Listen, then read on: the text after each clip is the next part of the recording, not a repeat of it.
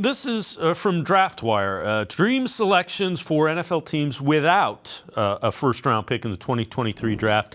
And for the Browns, they go Tyler Scott, wide receiver for the Cincinnati Bearcats, and they say it's at 74.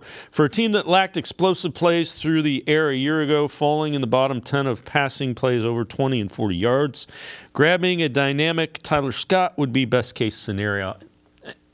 And again, I get the thought Elijah Moore and Marquise Goodwin should address that. Third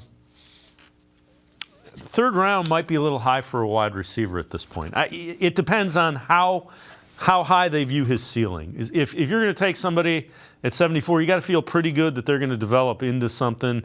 I say that Anthony Schwartz was a third-round pick and really hadn't worked out.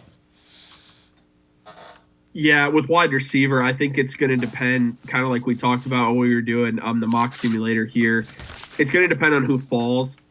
If Tyler Scott's there, it might be hard for them to pass. I mean, he's got the speed. He's got 4.4 speed, which is what you look for. The drop rate, a little bit of a concern, but he also had one of the highest open rates of any college wide receiver last year at Cincinnati, 55% contested catch rate.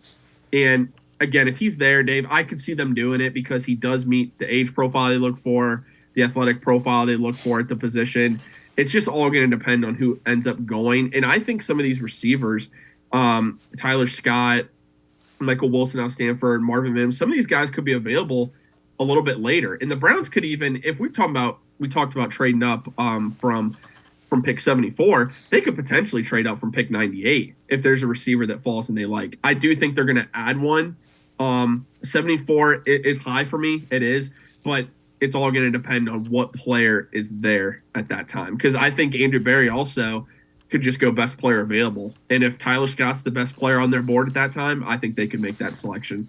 Yeah, no, I completely agree with you. Again, nobody knows for certain how they view Scott, but if they take him at 74, they view him as somebody that can come in and contribute, not necessarily in a big way this year, but next year, year after.